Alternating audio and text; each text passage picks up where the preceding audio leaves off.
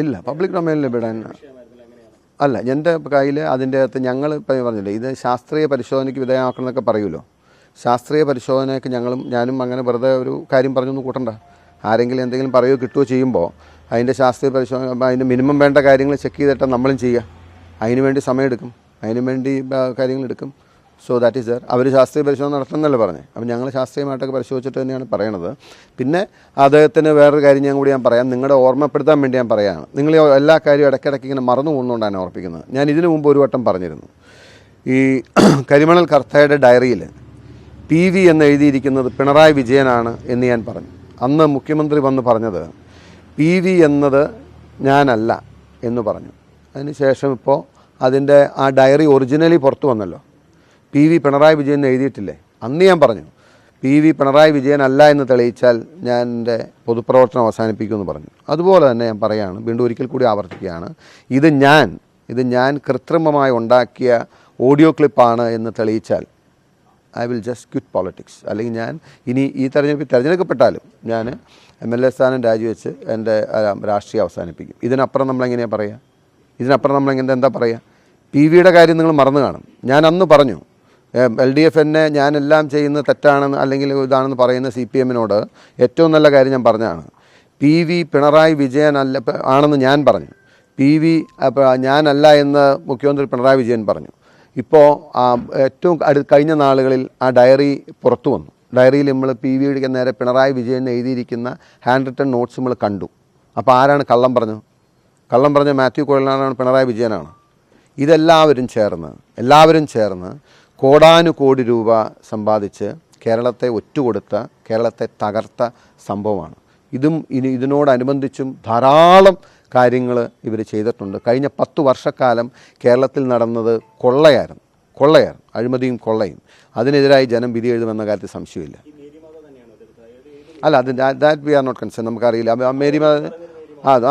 ഈ മേരിമാത അല്ലെന്ന് അവർ പറഞ്ഞിരുന്നു. എനിക്കറിയാവുന്നൊരു മേരിമാത ഇവിടെ അവർ അസന്നിഗ്ധമായി പറഞ്ഞു ഞങ്ങൾ തോട്ടപ്പള്ളി വർക്ക് ചെയ്തിട്ടില്ല എന്നുള്ളത്. അതേതാന്ന് കൃഷ്ണൻകുട്ടി ചേട്ടനോട് ചോദിക്കേണ്ടി വരും. അതേ ഉദ്ദേശിച്ച ആരെയാണെന്നുള്ളത്. എന്താ കോടതി പോകാത്തതെന്ന് കോടതിയിൽ നിന്നും തിരിച്ചടി ഉണ്ടാവുമെന്ന് പറയാൻ വേണ്ടിയിട്ടായിരിക്കും. ഇതൊക്കെ ആക്ഷേപിക്കാൻ വേണ്ടി പറയുന്നതാണ്. ഇതിൻ്റെ അകത്ത് ഒരു ട്രൂത്ത്ഫുൾ ആയിട്ടുള്ള ഡിബേറ്റിന് തയ്യാറാകാൻ പറ്റാതെ വരുമ്പോൾ കോടതി പോയതിനെ ആക്ഷേപിക്കാം. പല സമയത്തും കോടതിയിൽ നമുക്ക് ഡിസപ്പോയിൻമെൻറ്റ് ഉണ്ടാവും. പക്ഷേ കോടതി പോകുന്നതിനെ ആക്ഷേപിക്കുന്നവരോട് എനിക്ക് ഒരു മറുപടി പറയാനുണ്ട്. ഞാൻ കോടതി പോകുന്നത് അധ്വാനിച്ച് ജീവിക്കാൻ വേണ്ടിയിട്ടാണ്. അധ്വാനിച്ച് ജീവിക്കുന്നവനെ അതിൻ്റെ വില അറിയൂ. നിങ്ങൾ 10 പൈസയ്ക്ക് പണിയെടുക്കാതെ ഈ രാഷ്ട്രീയം കൊണ്ട് ജീവിതം കൊണ്ട് നടക്കുന്നവർക്ക് ഇതൊക്കെ ആക്ഷേപമായിട്ട് തോന്നാം. കോടതിയിൽ ഞാൻ കേസുകൾ ജയിച്ചിട്ടുണ്ട്, കേസുകൾ ഞാൻ തോറ്റിട്ടുണ്ട്. അതെൻ്റെ പ്രൊഫഷൻ്റെ ഭാഗമാണ്. നിരന്തരം പറയുന്നവരുണ്ടല്ലോ, ഈ പറയുന്ന നിങ്ങളുടെ നേതാക്കന്മാരാരും തൊഴിലെടുത്ത് ജീവിക്കുന്നവരല്ല. ഞാൻ കോടതി പോകുന്നത് എനിക്ക് ജീവിക്കാൻ വേണ്ടി, ഞാൻ രാഷ്ട്രീയം കൊണ്ട് ജീവിക്കുന്ന ആളല്ല. അതിനെ ആക്ഷേപിച്ചില്ലാതാക്കാമെന്ന് വിചാരിക്കേണ്ട.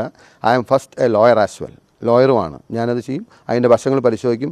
കോടതിയിൽ കേസ് ജയിക്കുക തോക്കുകയൊക്കെ സംഭവിക്കുന്നതാണ്. അതിൻ്റെ പേരിൽ സ്വരാജിനെ പോലൊരു യുവ നേതാവ്, അദ്ദേഹം വലിയ പ്രിൻസിപ്പളും വലിയ ഫിലോസഫിയൊക്കെ പറയുന്ന ആളല്ലേ.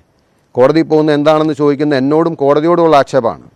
Court is been taken for granted. അങ്ങനെയാണോ? കോടതി പോയി ഇതെല്ലാം തിരിച്ചു വരുമെന്ന് തീരുമാനിക്കാൻ അദ്ദേഹം ജഡ്ജിയാണ്. അദ്ദേഹത്തിന് ഇതെല്ലാം കോടതി പോയാൽ അല്ലാതെ വരുന്ന അദ്ദേഹത്തിന് ഊഹിക്കാൻ അദ്ദേഹത്തിന് മറ്റെന്തെങ്കിലും വൈദഗ്ധ്യമുണ്ടോ? ഇത് ഷോസ് ദ ആറ്റിറ്റ്യൂഡ്.